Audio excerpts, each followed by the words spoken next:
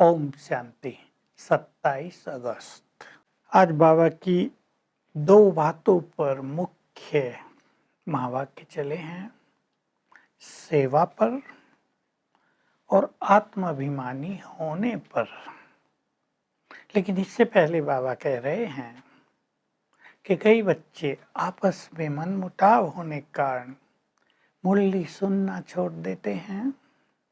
तुम्हें ये नहीं करना चाहिए। आपस में रूठ कर उसने मुझे ये कहा, फलानी ने ये कहा, मुरली से रूठ जाते हैं, कोई ना कोई बहाना करके सो जाते हैं, फिर कभी कभी आते हैं। बाबा कह रहे मुरली में कितनी अच्छी अच्छी बात बाबा सुनाते हैं, पुरुषार्थ की नई नई विधि बताते हैं, सेवा करने की उमंग बढ़ाते हैं। तुम सुनोगे ही नहीं तो सेवा कैसे करोगे, याद में कैसे रहोगे। इसलिए कुछ भी हो जाए मुरली से नहीं रूठना है। भगवान के महावाक्य हैं, सुंदर ज्ञान बाबा ने दिया है। सेवा की बात में आज बाबा सभी को उमंग दिला रहे हैं, माताओं को खास। माताएं आती हैं, कहती हैं बाबा अपने घर में गीता पाठशालाएं खोल दें हम। बाबा सबको गीता पाठशाला खोलने की छुट्टी देती है। माताओं को बहुत उमंग रहती है सेवाओं की। कह रहे हैं बच्ची इन वैश्याओं का कल्याण करो तो तुम्हारा नाम बहुत बाला हो जाएगा। उनके पास जाओ, उन्हें सिखाओ कि तुम राजयोग से, इस ज्ञान से स्वर्ग की महारानी बन सकती हो। तुम पैसे के लिए ये कितना गंदा धंधा करती हो। तुम शिवालय में थी, अभी वैश्यालय में आ गई हो। फिर से हम आए हैं तुम्हें शिवालय में चलने का मार्ग बताने के लिए। बाबा कह रहे वो सुनेंगी तो बहुत खुश होंगी, क्योंकि उन्हें कोई पूछता नहीं है। उन्हें ज्ञान दो, तुम भी भगवान के बच्चे हो, पवित्र बनो, ये गंदा धंधा न करो। इस कारण ही भारत का नाम बदनाम होता है। तुम भी पवित्र आत्माएं हो, उन्हें भी आत्मा का ज्ञान दो। तुम सतो प्रधान थी, अब तमो प्रधान बन गई हो। अब फिर से तुम्हें इस योग को सीख कर तमो प्रधान से सतो प्रधान बनना है। ये गंदा धंधा छोड़ो। तो बाबा कह रहे अगर वो क्लास में आने लगी तो फिर दूसरे लोग नहीं आएंगे, इसलिए उनके लिए अलग गीता पाठशाला खोल दो, स्कूल खोल दो एक। वहाँ वो आए, उन्हें पढ़ाओ, उनका कल्याण करो, तो ये तुम्हारा बहुत बड़ा पुण्य हो जाएगा। इन आत्माओं को भी तो पावन बनाना है ना। बाबा कह रहे बच्चे बार बार अभ्यास करो, मैं आत्मा हूँ, आत्मा चैतन्य हूँ। आज जैसे बाबा नए को कोर्स करा रहे हैं, ये शरीर तो जड़ है, ये तो विनाशी है, मैं आत्मा इससे अलग हूँ, मुझे बाबा को याद करना है, मैं तो परमधाम में थी। अपने से बातें करो, अब मुझे तमो प्रधान से सतो प्रधान बनना है। मैं कितनी सुखी थी, अब कितनी दुखी हो गई हूँ। शिवालय में थी, स्वर्ग में थी, अब नरक में आ गई हूँ। अब मुझे इस देह से न्यारा सोल कॉन्शियस होना है। इससे तुम्हारा मोह भी छूटता जाएगा। दुनिया में तो पहले वानप्रस्थ आश्रम होते थे और लोगों का नियम होता था 55-60 साल के हुए वानप्रस्थ आश्रम में जाके रहेंगे। बहुत आश्रम होते थे, अब तो हैं ही नहीं।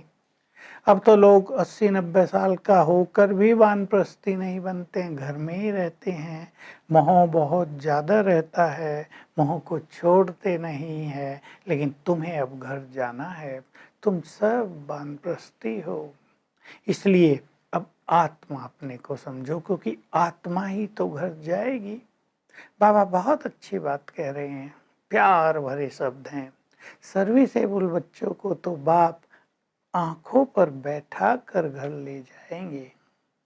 नाम ले रहे हैं बाबा दो अच्छी महान आत्माओं का। बाबा को सर्विस में फुर्त बच्चे चाहिए जो बहुत सेवा करें, जिनको सेवा का बहुत उमंग हो। सुदेश बच्ची, मोहिनी बच्ची दोनों ही आजकल विदेश में हैं। सुदेश दीदी जर्मन में, मोहिनी दीदी न्यूयॉर्क में बहुत अच्छी सेवा अब भी कर रही हैं और शुरू से ही करती आ रही हैं। बाबा उनको बहुत अप्रिशिएट करते रहे, समझाने में बहुत होशियार दोनों अब तक हैं, बड़े बड़े बाबा के कार्य कर रहे हैं। तो बाबा कहते हैं ऐसे बच्चों को बाबा बहुत प्यार करते हैं। बच्चे याद का चार्ट भी बढ़ाते चलो। यहाँ आते हो मधुवन में तो खास एकांत मिलता है, तुम अपनी याद को बढ़ाते चलो, इससे तुम्हें बल मिलता जाएगा, तुम्हारी सेवाओं में भी सफलता होती जाएगी, तुम्हारे परिवार भी अच्छे होते जाएंगे। यहाँ आकर विशेष रूप से, क्योंकि घरों में रहने से अनेक झंझट होते हैं। बाबा तो सबको कहते हैं पवित्र बनो, लेकिन बहुत लोग पवित्र बनने नहीं देते अपने बच्चों को।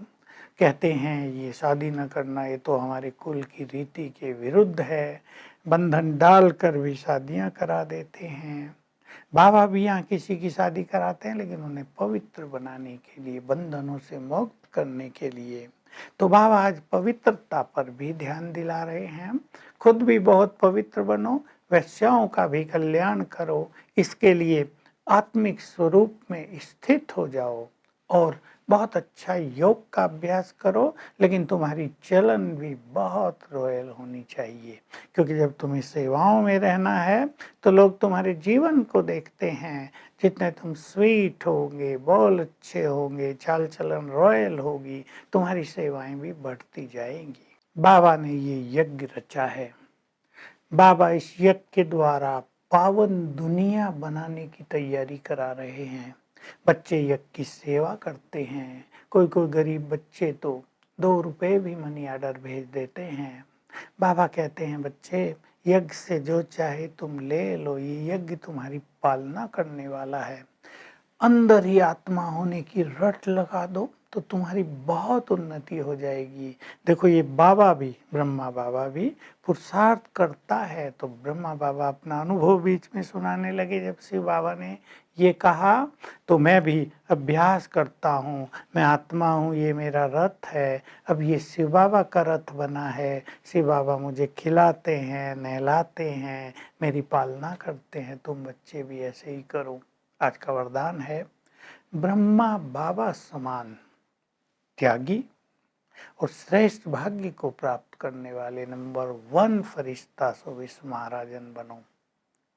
ब्रह्मा बाबा ने जैसे त्याग किया, समर्पण भाव कर दिया, वैसे ही बाबा कह रहे तुम बच्चे भी व्यर्थ की बातों का त्याग कर दो, समर्पित भाव से रहो, तो नंबर 1 फरिश्ता बन सकोगे और तभी तुम विश्व महाराजन बन सकोगे। तो फॉलो फादर करो।